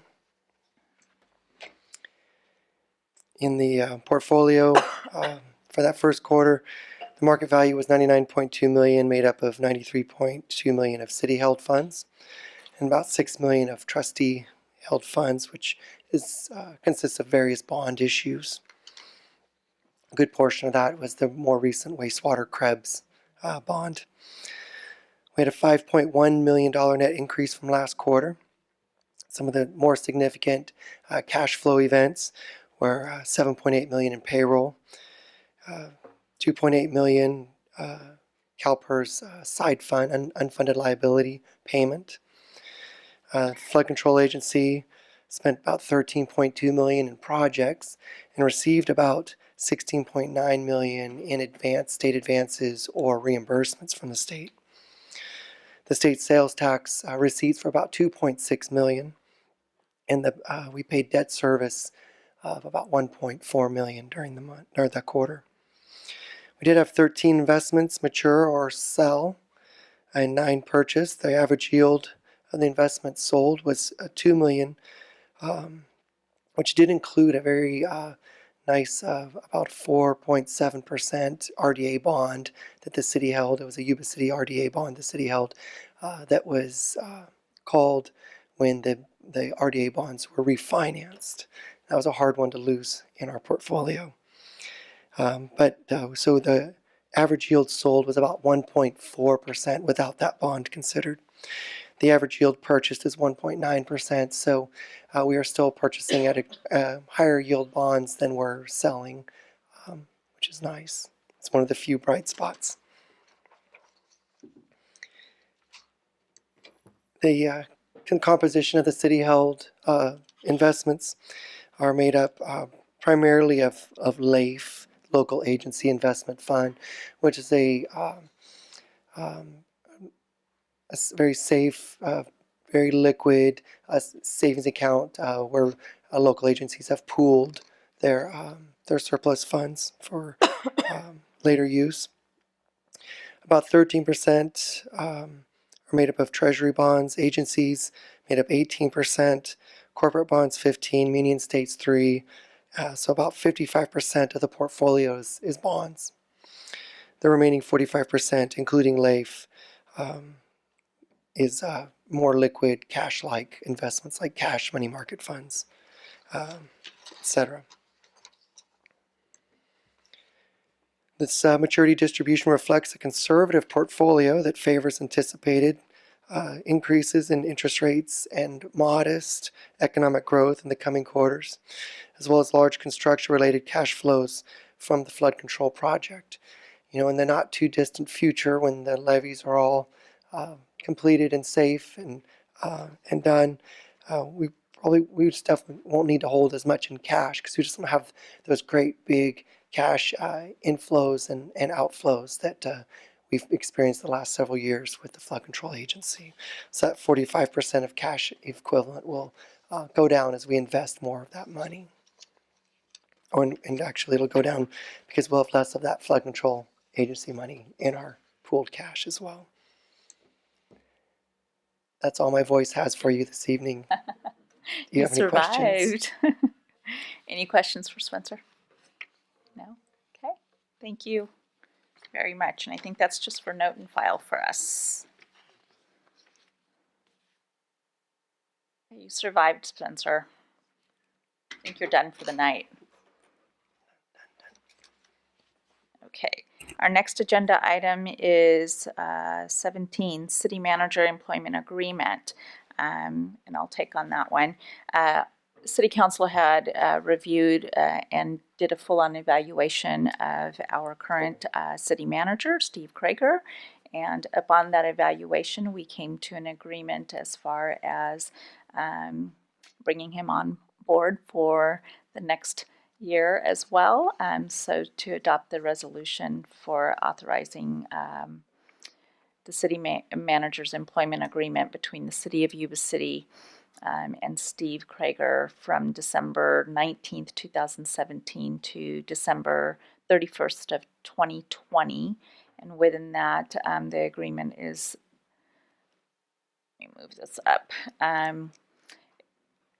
Employees shall receive a one-time Percival stipend, 2%, equivalent to a 2% annual salary effective within the full pay, following ratification of this contract by City Council if approved, and then effective July 1st, 2008, employer agrees to pay the employee the annual base salary of $200,569. That's the 2% increase of the previous base salary.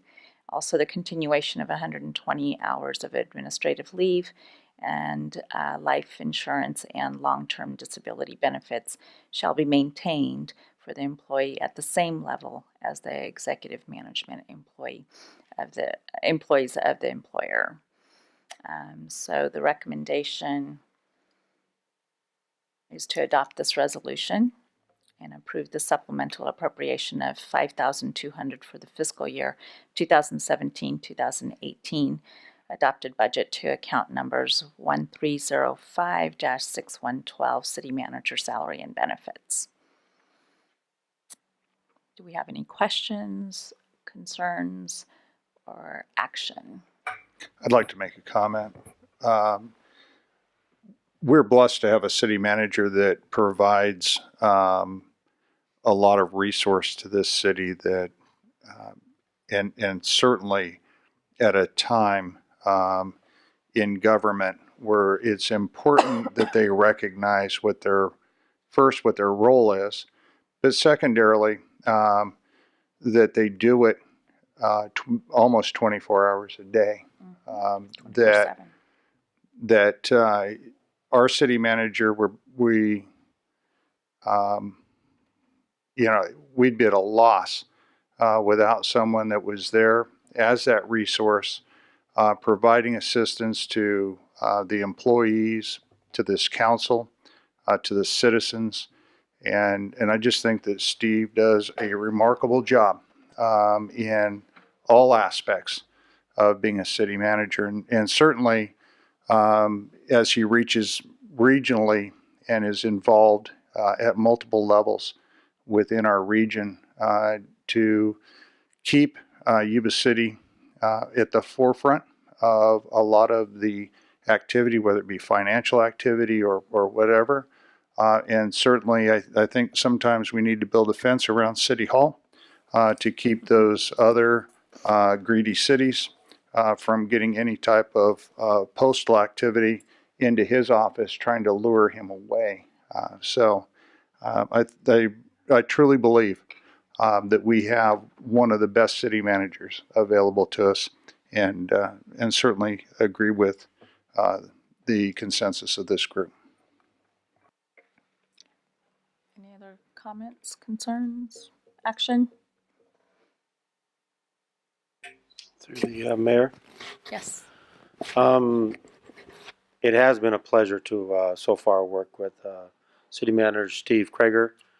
when differences of opinions and ideas come together, we get together with those.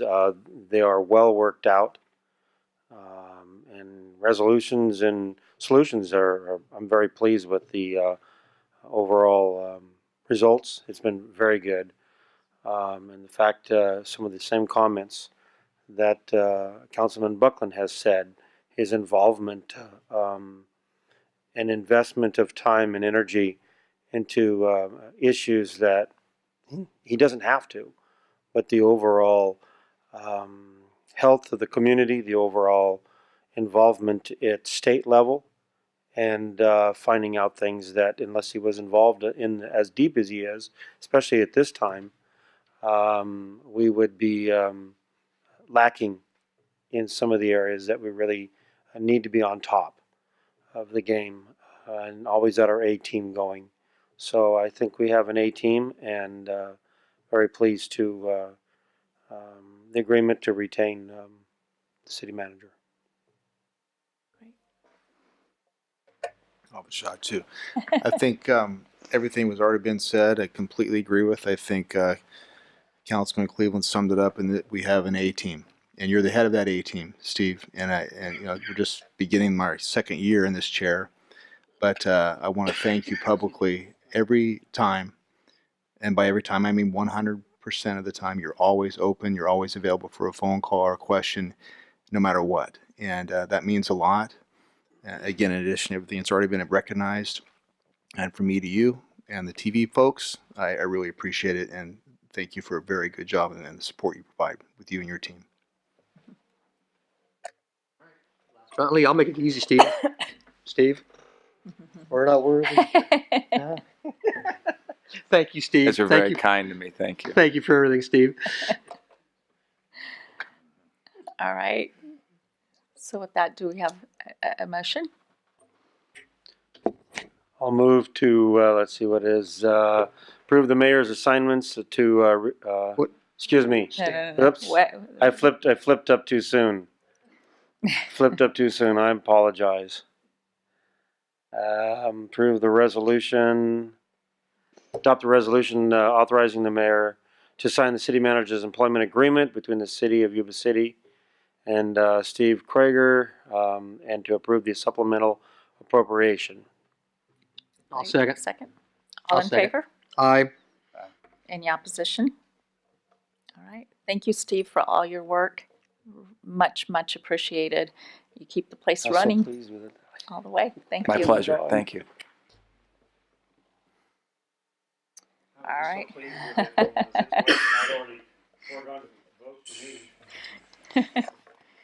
All right. Next, we have the appointments for City Council Regional Committees. Vice Mayor Sean Harris and I met, and we went and reviewed all the committees and looked through them.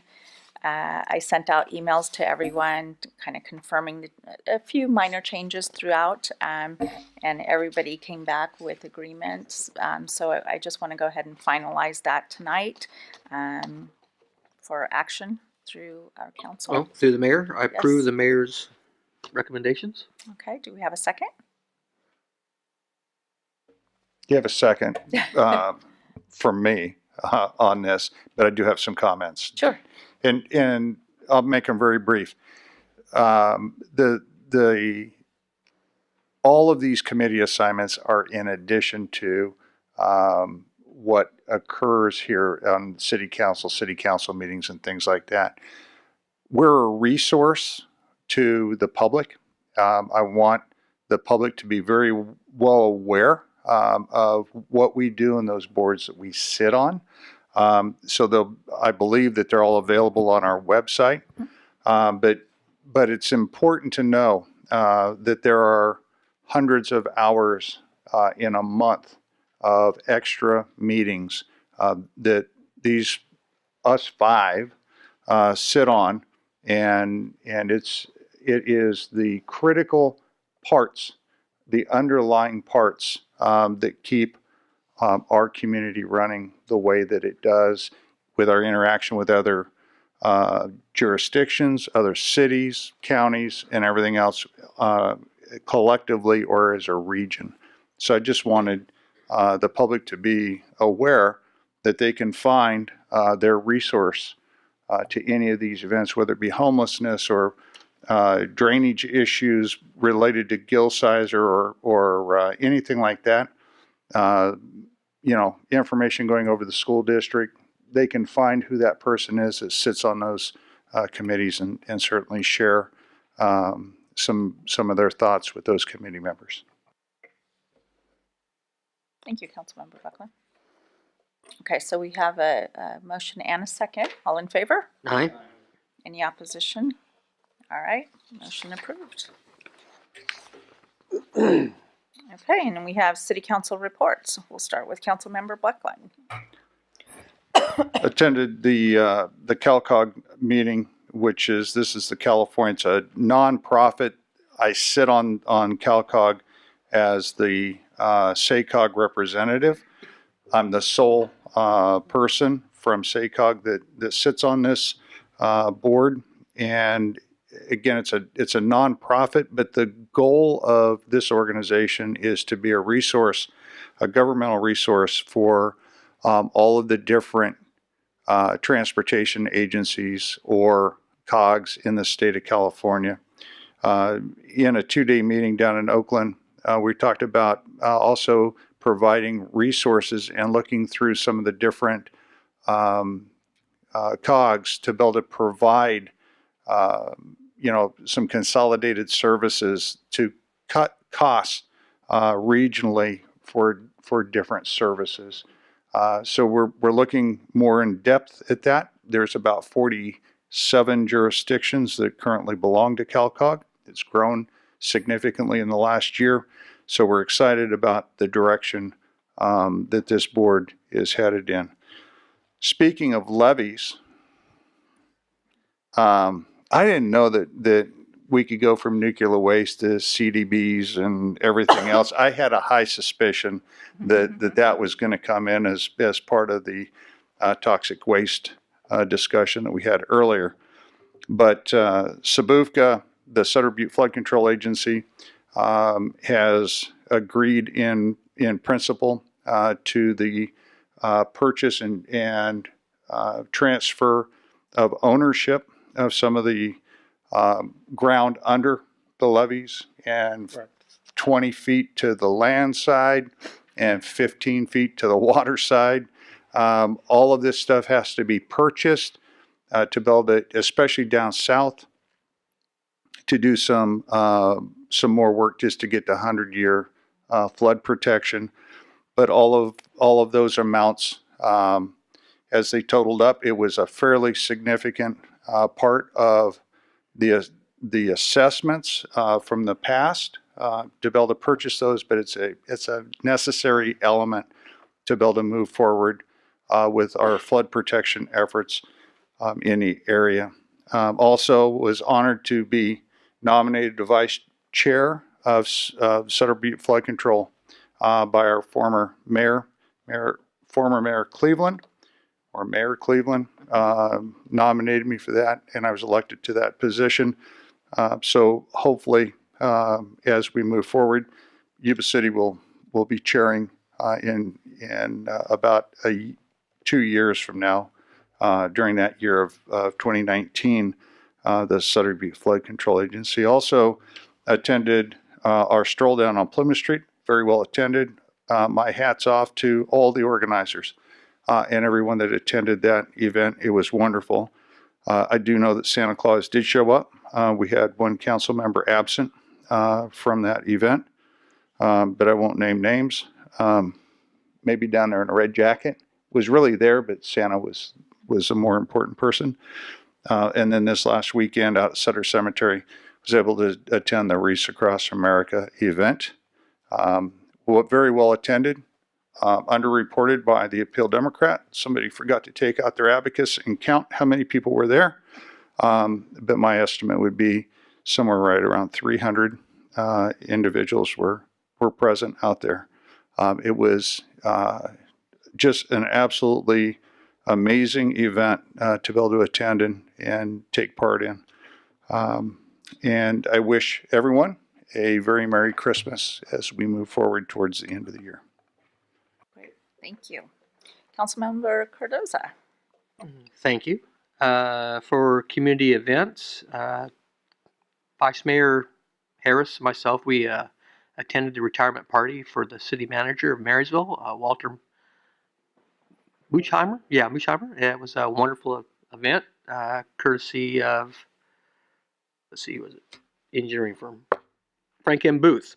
It's a wonderful turnout. Wonderful turnout. There's a lot of goodbyes, and everybody had a great time. I was attended the Mel Good basketball breakfast. Helped feed the young men that had about 4 or 5 servings instead of 1. With Councilman Cleveland, attended the. I also helped serve the Hands of Hope. We fed the homeless Christmas lunch, courtesy of Sopatai Restaurant. They donated all the food. We fed 50 folks that showed up. Gave them a wonderful lunch. I want to thank Sopatai Restaurant for their generous donation. Attended the Reefs Across America with council. Attended a couple of Christmas parties. Union 228 and our Sutter County Republican Party here in the community.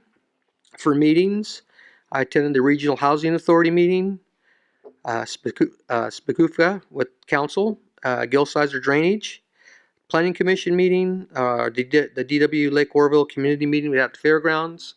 For city events, attended the winter celebration at City Hall. The Girl Scout Troop 4095. They did a beautiful job doing a remodel, a couple of rooms, a cosmetic remodel in our senior center. We had an open house.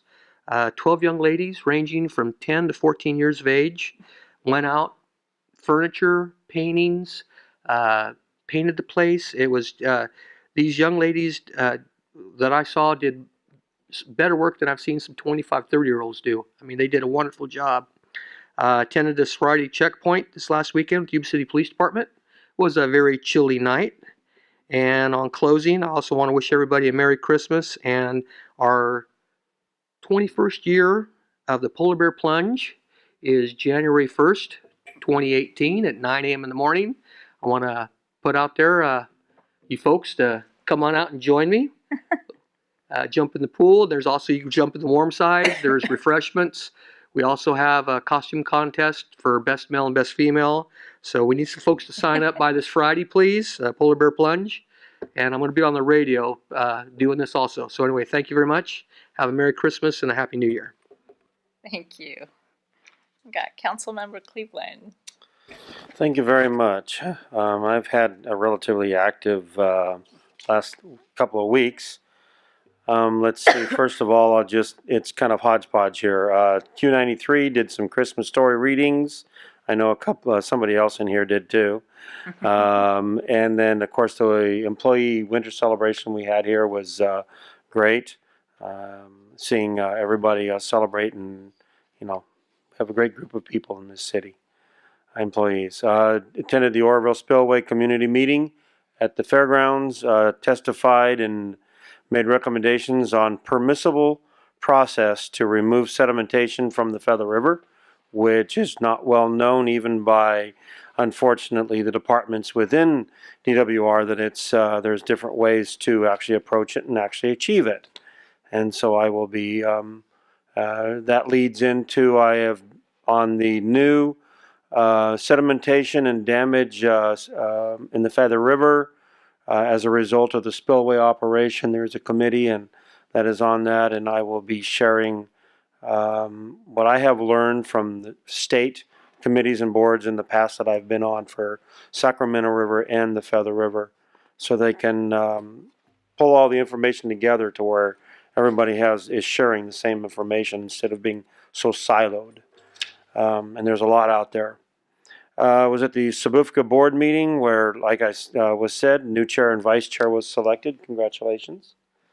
I think that's the right person in there. Then Gil-Sizer Drainage District. This one is, Gil-Sizer has been a concern of mine for many years, even while at the county,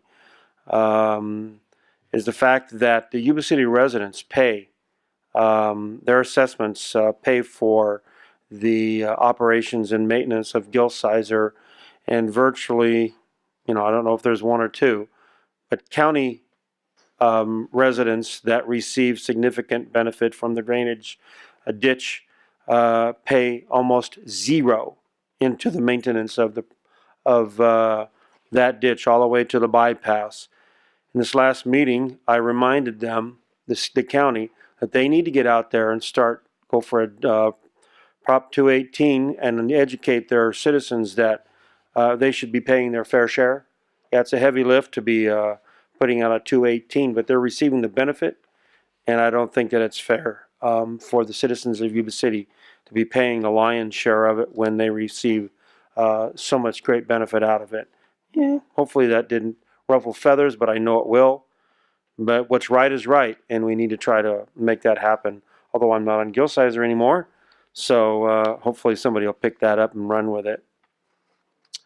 Attended the Melgood basketball tourney breakfast, met and chatted with the Yuba City basketball team and a basketball team from Fremont, Newark. They were great boys, very respectful. They spoke well and presented themselves very well as a team. So I think they came in 7th, I think, in the tournament. I can't remember exactly, but I think that's what the report was. Wreaths Across America, there are many cemeteries in the area. I attended the one that is in Yuba City. First time that I've done it in Yuba City at the Yuba City Historical Cemetery, and found out that that's where some of the the ones that came over the pass. Donner Party, thank you. The Donner Party are buried there, and was looking at grave headstones in 1840, 1820 to 18. I mean, it was just some amazing history. And if you just go back and research those names, you'll find out what they actually did in the community through the archives. Also, I was reappointed by the president of the League of California Cities to be on the Environmental Quality Committee and Board, also the Sacramento Valley District Board. And we had a meeting in establishing the 2018 schedule and cities where we're going to be having our meetings. One would be up in Shasta City, Rockland, and Placer City. In the next are the 3 locations we're going to be meeting at. So I will still have quite a busy year with the extras at the state and the assignments that I was given, which thank you very much for those assignments. Absolutely. Busy ones. And that's it. That's it. Okay. And Vice Mayor Harris. Last 2 weeks, as far as committee assignments, was pretty light. But in fact, I had one scheduling conflict for Gilsizer, so thank you for attending in my absence, Annie. I attended the Plymouth Street events for Christmas, which was quite enjoyable. And then the winter celebration out here at City Hall, which is also very enjoyable. Had a really good turnout. It was a lot of fun times. A lot of smiling kids running around, which is always good to see.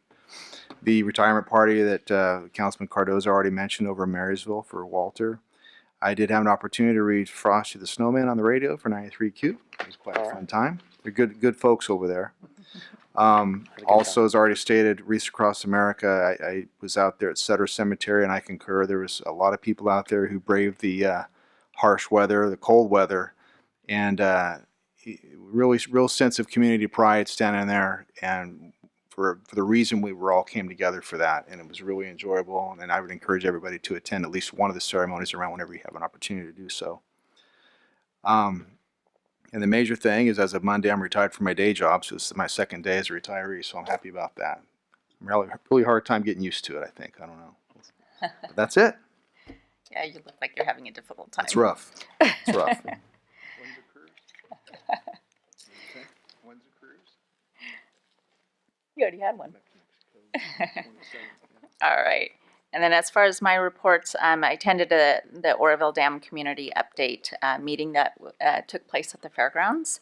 That was about a week ago. And also the Wreaths Across America. I was along with Stan Cleveland at the Yuba City Cemetery. And that was the first year that we've had it at that cemetery. So hopefully that will continue to grow with the Rotary Club, believe did the planning along with the city of Yuba City. Also did the Christmas story reading with 93Q. That's a great time. That was a lot of fun. Took my daughter's favorite Christmas story. Also the Christmas stroll, as it was mentioned before, wonderful turnout. I think a lot of it has to do with the perfect weather. It was just packed. The streets were packed. Aside from that, it was pretty light with the holiday season. Lots of events going on. I do want to clarify a comment for the Christmas stroll, and this is with Councilman Cardoza. During the Christmas stroll, just to clarify a comment that was made, and it was a complete joke, and we've talked about it already, that Councilman Cardoza was in rehab because he was thinking he was Santa Claus. And that was coming from our comedian council member, and I ended up blurting it out. So if anybody had taken that wrong, it was merely a joke. Councilmember Cardoza and I spoke, and we just want to, Councilmember Cardoza is a great person, very well, and we thank you for your service. And Mayor, if I can, because my name got dropped on this, in no way it was a joke, and it had nothing to do. It's more like the Santa Claus rehab, all of that. We were joking about it because we're trying to figure out a way to tell the public that our council member Cardoza would not be there. And so we were just joking around. Yeah. And it ended up out in public. Yeah. I apologize for any of that. So. No ill taken. So appreciate your service, and aside from that, Merry Christmas to everyone. Happy New Year. Be safe on New year's, particularly with all the events going on, and enjoy the time. Thank you. With that, meeting adjourned. Boom.